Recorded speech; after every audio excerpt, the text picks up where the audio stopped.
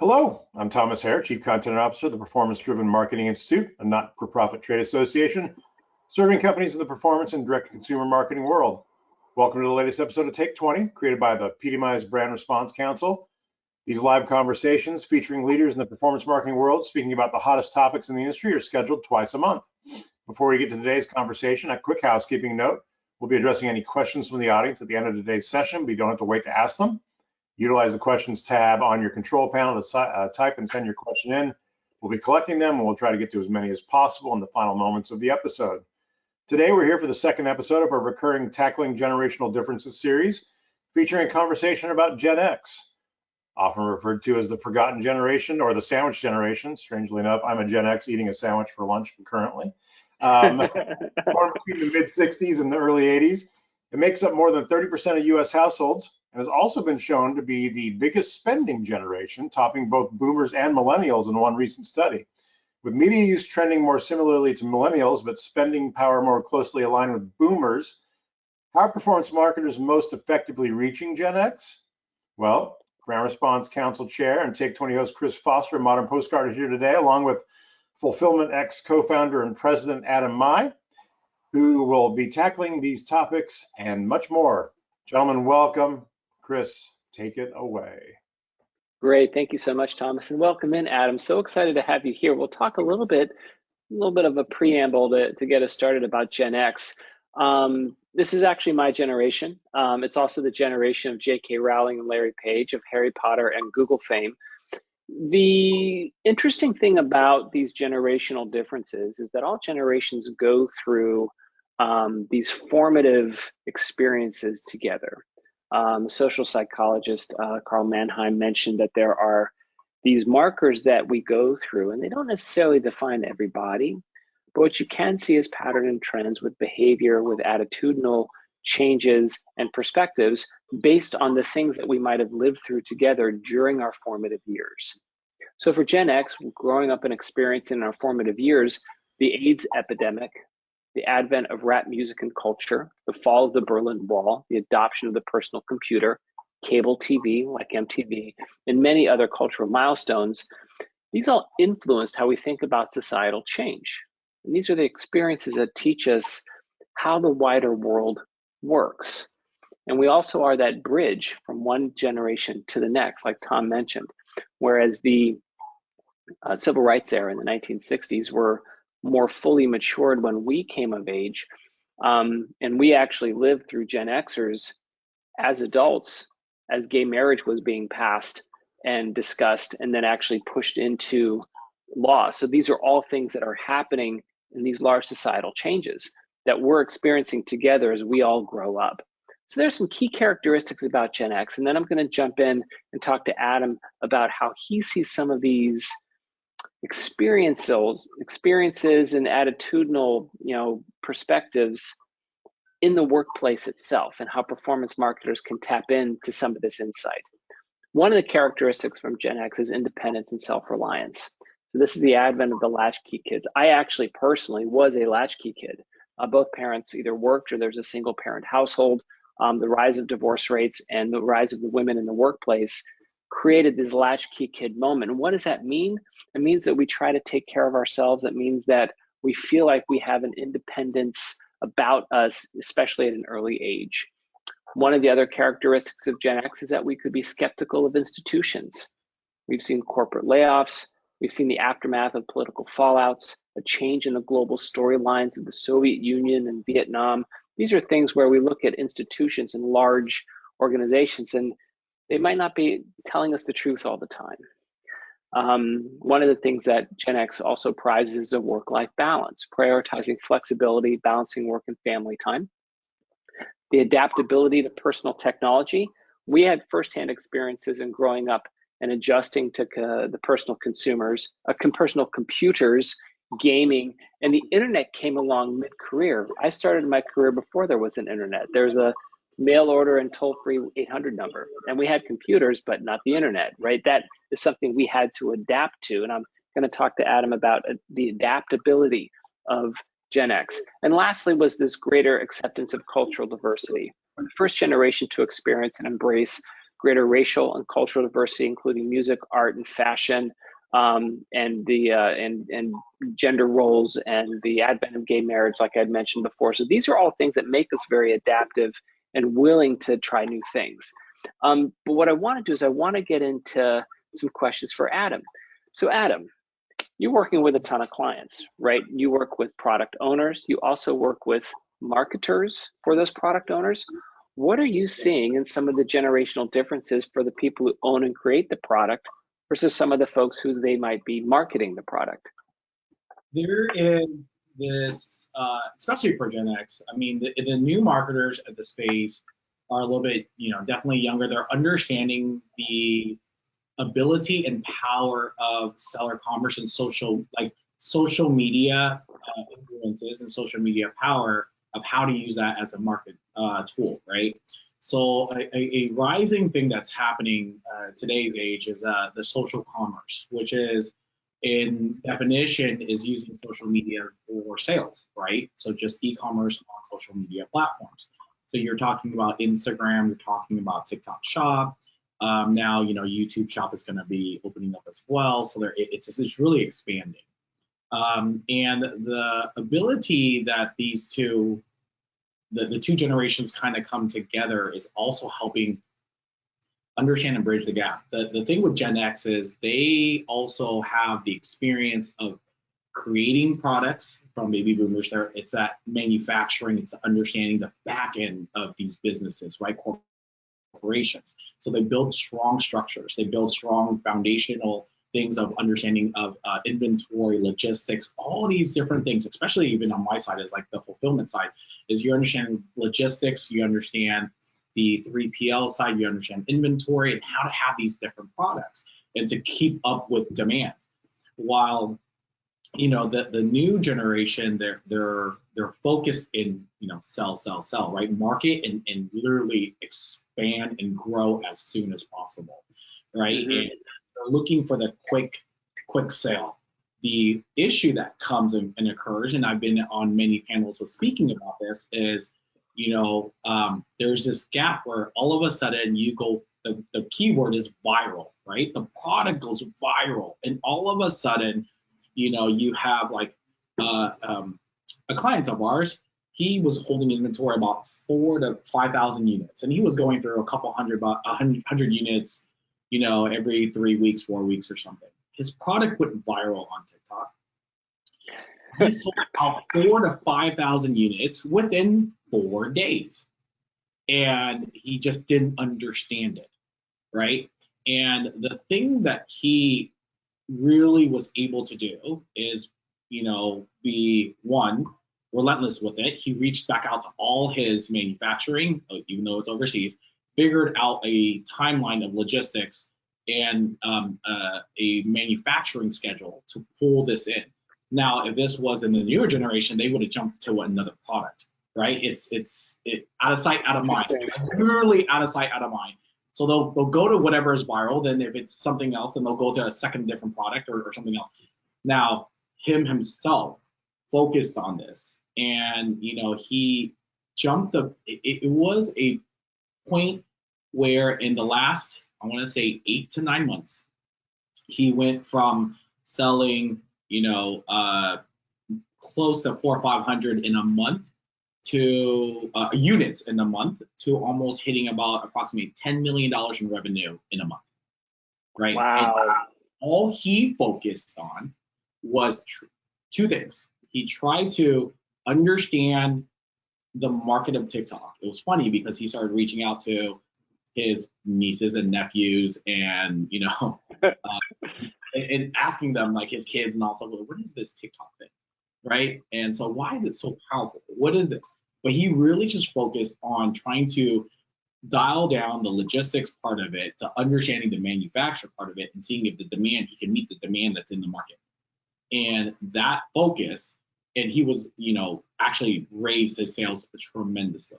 He made sure to have the foundation and, at any channel that he could get the information of his product out, he did so. And he wasn't opposed to using these different channels.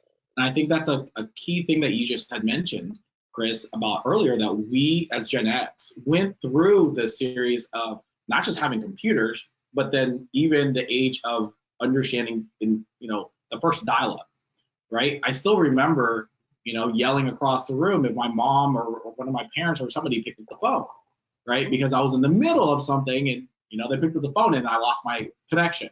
Now to the point where you can actually make your sales and do all these different things and become a content creator or a person of influence off your phone, that it can be in your back pocket everywhere you go, right? Right.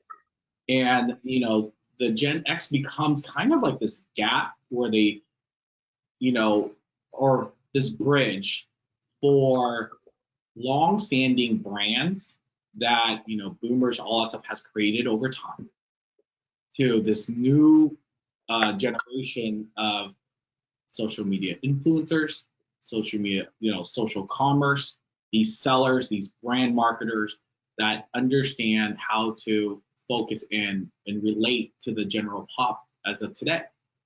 And it's an interesting thing that you talk about, Adam, where there's this balance of stability and the adaptability to learn something new.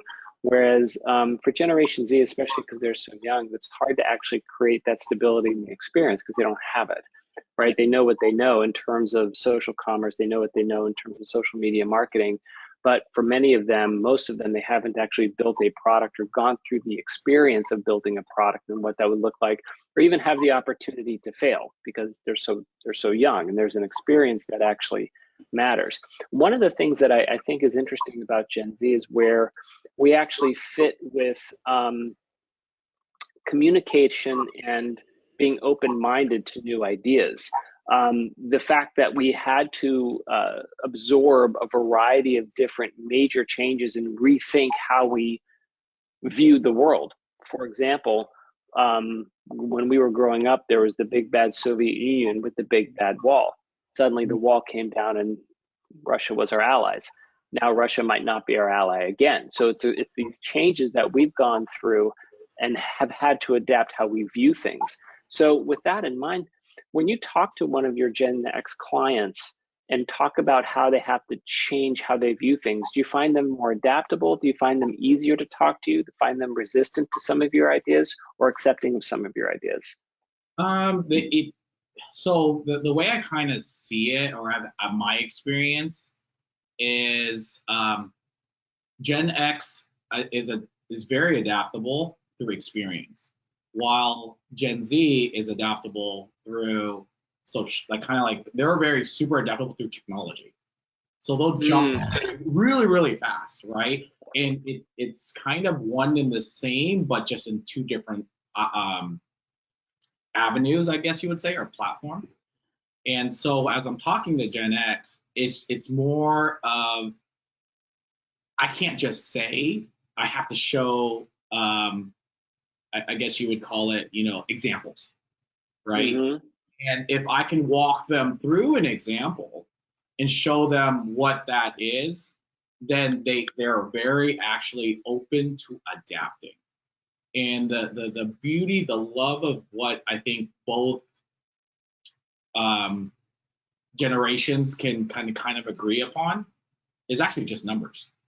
Data shows almost it's like universal across the board, right? Mm-hmm. So they just talk. Well, we are going to be inherently skeptical about institutions and what you say, and so what we need to do is to see the proof, right? What we need to do is to get the credibility and to believe, and you give us a reason to believe. So I like that point that you made about data, because data now is becoming I wouldn't say more available, but it is kind of more available than it was before. We've got metrics on everything.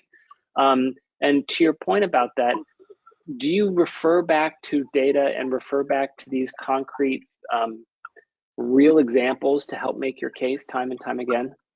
Yes, we definitely do. The only thing different is the data points from one generation to another is just viewed differently. So it's actually kind of funny about this.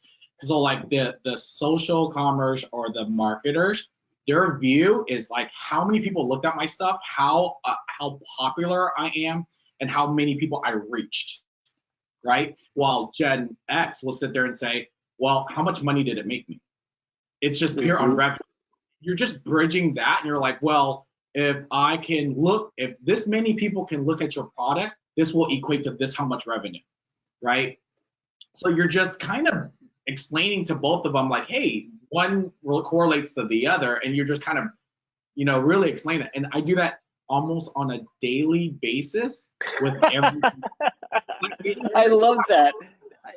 That is so interesting, and I think that there are some skeptics about these generational markers, and they're like, that's not really true. But what I think you just gave was a perfect example where Gen Z is looking at reach and follows, Gen X is looking at the money, and even though the data's there, the perspective of what they're seeking is, and what they find most importantly, what they value and what they see as important is different, right? What the Gen X sees as important is what's the revenue, what's the business health, what's my inventory, what's the cash flow, what's the sell through.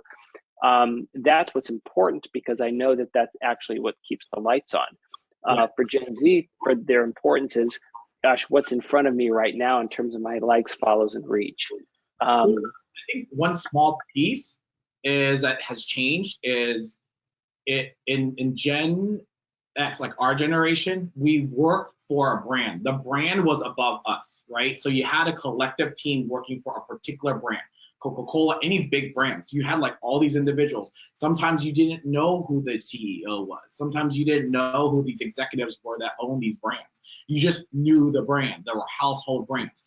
Now, fast forward to the new generation, they are the brand, right? Like we grew up with, Bill Gates. Like these individuals, they were the brand. In the next generation, as people are growing, they knew the individuals, Steve Jobs. Like they knew these names of these people. They were the brand. So now it's this little bit of a difference of understanding that, because if I am the brand, I want as many people to look at me as possible. So my main focus is going to be on views. If I'm just working for a brand and the brand is above me, at the end of the day, what makes that brand big? It is the revenue. Because what's going to do, that brand is going to feed every mom, dad, family below that brand, right? Because that brand is a collective. It is just a different perspective of how you look at it. But in the whole, and if you look at the whole thing of this, it's just trying to explain and kind of bridge these small little things, because at the end of the day, they all correlate. And I think that's really an interesting insight, Adam. I love that, because we grew up with very large companies that employed thousands of people, and now the last generation, there's the advent of small companies that are driven by, perhaps like you said, a personality. And I was thinking about this the other day. So I'm walking through Target, and there's a new brand by Dwayne Johnson, The Rock. He's got Papa Tui, his skincare line. Yeah. If it's just Papa Tui as the skincare line, you just walk by it, but he is the one that's selling the product. Instead of even being the spokesperson, he's the founder, right? And so it's a really interesting play with the a new brands that are wrapped around a personality, and the personality sells the brand. It's a hair line? It's a skincare line. Oh, skincare. I was gonna say hair. I was like, the gentleman right for like the last 5 years. No, it's a skincare line, and one of the products is like tattoo care, right, for your skin and stuff like that. But what I find interesting about it though is embracing this Gen Z brand building concept, because you put it around an individual to promote it instead of necessarily a corporate structure. Yeah, in the thing that, like, even when I'm speaking and so I've spoken to different agencies over, the agencies that are from the Gen X and even the agencies, because in the Gen Z, right? And there's actually, they use examples slightly different. So what I mean by that is, when I'm speaking to a newer generation agency, their model is like products or brands like Supreme, right? And Supreme was a brand that they built it so big that all of a sudden they can slap their name on anything. They threw it on a brick, they threw it on I think an arcade game, and people just bought it, right? And so that's their kind of goal and model of like, hey, let's get the brand name so big, like my brand, whoever's brand, even if it's me, get it so big that I can put it anywhere and grow. Obviously for me, I have kids, so one of the things I kind of like saw, and I'm like, dang, they put this in, and there was this YouTube influencer his kid named by the name of Ryan, and he does like toy reviews, but his channel got so big that now I go to Target and there is toys with his name on it. So like I see the same, and I'm like, what's that toy different from another one? And some of it is just replicated and it looks identical, meaning it's like a board game of some sort. And I'm looking at it, I'm like, oh, this is a game that I played when I was a kid, so it's very similar, but they just rebranded it with his name on it. Now it's selling because my kids or my nieces and nephews and so forth like that, they were like, I want that. Why? Oh, I saw this on YouTube. I saw him reviewing it on YouTube and I saw him playing with it, so I want to play with it too. And that's the brand. I mean, that's the personal brand recognition. That's the influencer, content creator, new style of it, right? Now, sometimes when Gen X looks at it, and don't get me wrong, I've been guilty of this too. I'm like, they're just filming themselves, right? And I'm like, okay, well, what is this, right? And I go, well, how do they incorporate this so much? And when I started to sit down with, influencers and content creators and so forth, I started to understand that there was data behind it. They looked at all the data. So they would have just same thing as us, like a graph, because when I say us, I mean like Gen X, we would look at a graph, put a commercial up, and we would see, or put something out there, and we would see a graph that shows us have more sales. We looked at revenue. What they did was they would talk about something, they would watch their video, and they would see the data of how many viewers increased. So they're looking at a same scale. It correlates to the same thing. Now what they do, then they input a product in there, and as viewers go up, their sales go up. Sure, and they're able to connect it.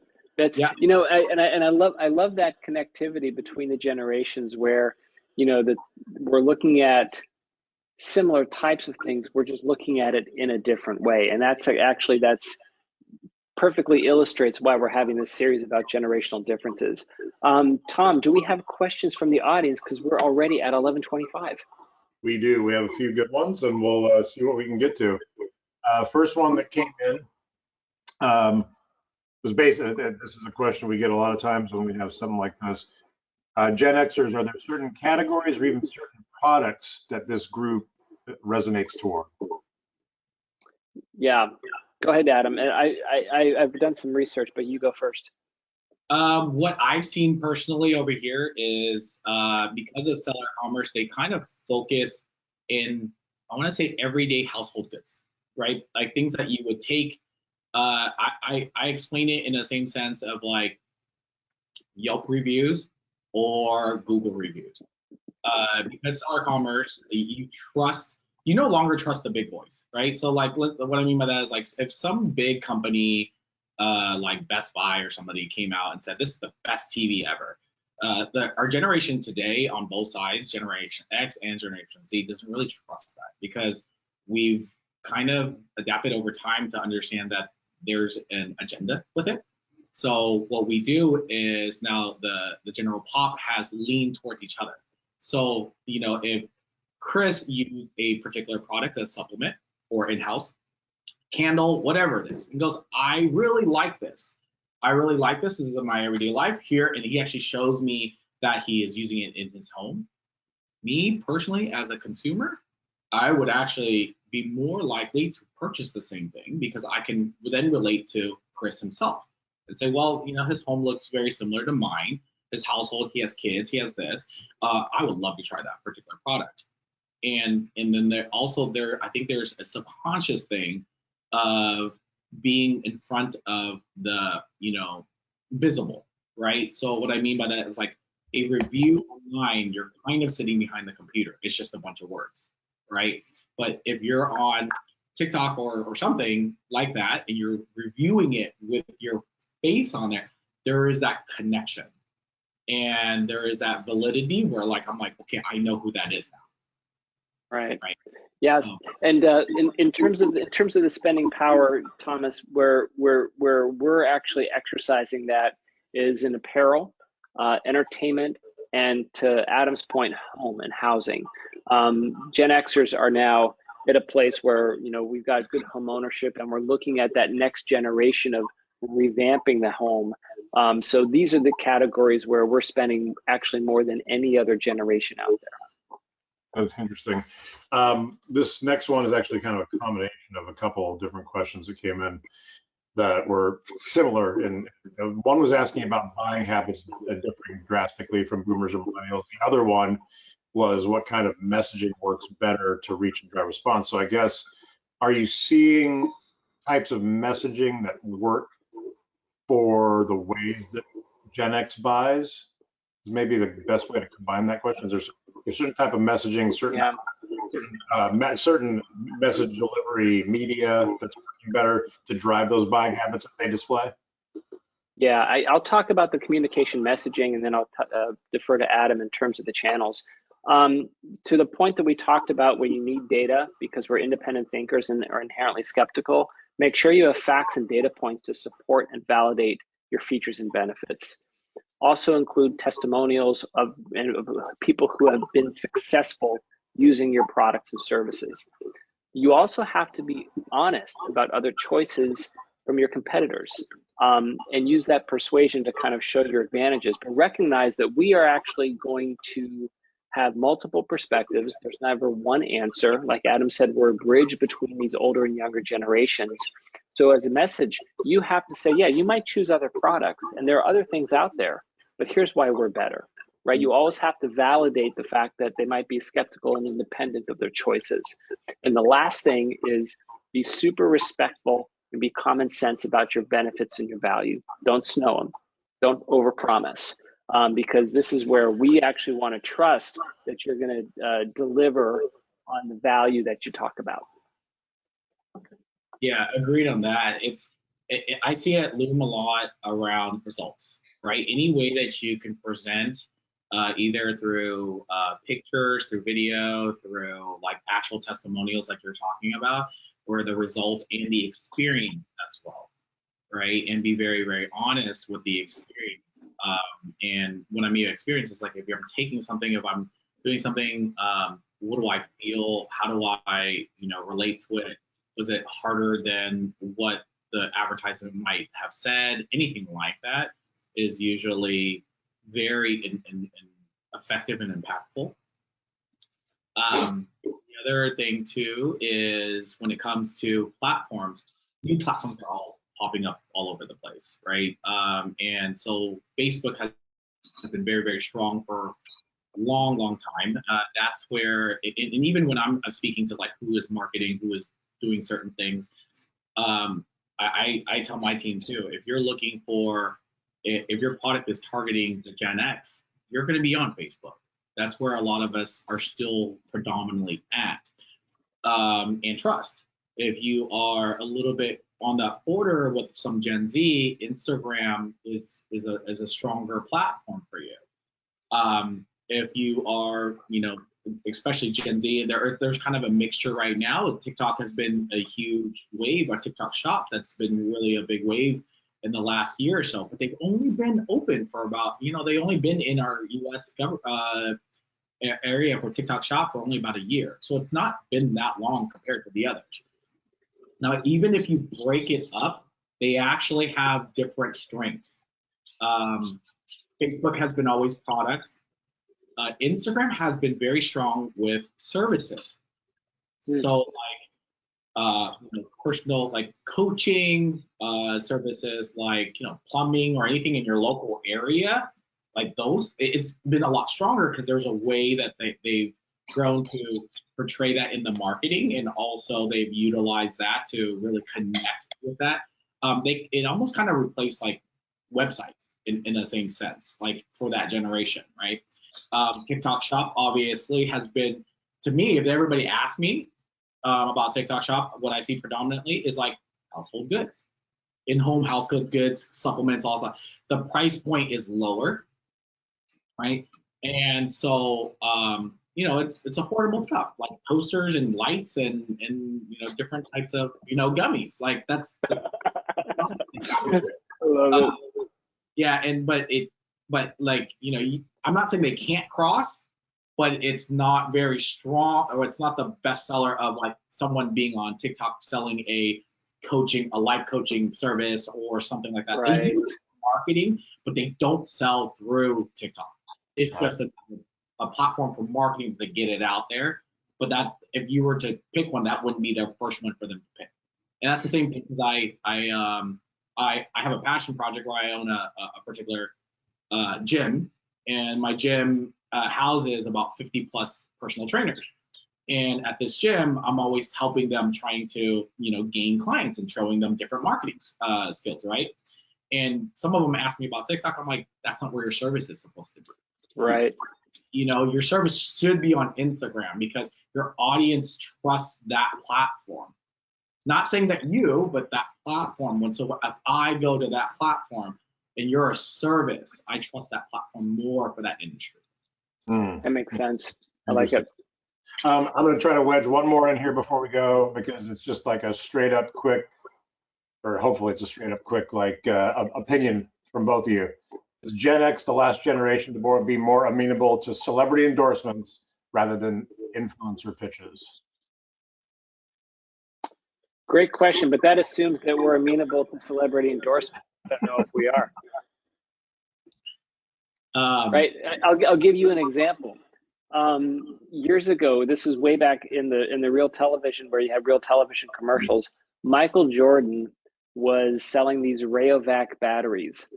I was like, it doesn't make any sense to me at all, right? There's no credibility for Michael Jordan to sell batteries, right? If he was going to sell a shoe or talk about a shoe or athletic wear, then I'd listen to him. So I think that I would argue that I don't think we ever bought into celebrity endorsements. Yeah, it's actually, from my opinion and from my experience in the last 3-4 years, even though we didn't buy it back then, it's even probably 10 times worse today. Like, right, so many different things because of the World Wide Web, internet, and the information that's out there, and things that's being uncovered, and people being able to see how much somebody is getting paid, because before, celebrities used to be the go-to for every single endorsement, but now you're starting to get like B-listers, C-listers, and all that stuff that's getting the opportunity to endorse as well. They understand what celebrities used to be, are getting paid to endorse. So that level just like kind of leveled the playing field, where they're like, no, we don't. The trust in celebrities of having that endorsement no longer is really that, I guess, relevant or prevalent. Yeah, I mean, like, what's the difference between a C-list celebrity, real celebrity, and a social media influencer? Right. Tom, you're a celebrity. Tom, you should do some endorsements. No, I'm not a celebrity, but I am a bitter Gen Xer, and I'm so proud that we spent 35 more minutes talking about Gen X than anyone else today. So, good job, everyone. Hey, Adam, thank you for being here. Chris, as always, thank you for doing your thing. Appreciate it. Episode 106 of Take 20, just about in the books. We appreciate everyone for being here. Our next episode is set for 2 weeks from today, Wednesday, February 5th. We'll dive into how performance brands are navigating the attribution minefield in CTV media. Please visit thepdmi.com/take-20 to register for the webinar and check out the schedule. Finally, online registration for PDMI East, the spring of 2025 event at Eden Rock, Miami Beach, continues. Badges are just $3.95 for members and $5.95 for non-members. You get your badge for the event, which is April 7th through 9th, to get the link to book your discounted guest room at the hotel. Right now, our rate is a 40% discount off the Eaton Rock's published online rates. It includes a half off the hotel's resort fee. So saving a lot of money by buying your badge through your badge and your room through us. Visit thepdmi.com/pdmi-east to get your badge and your room today. Thanks again for checking out this episode of Take 20. You're well. We'll see you soon. Bye-bye. Take care. Bye-bye.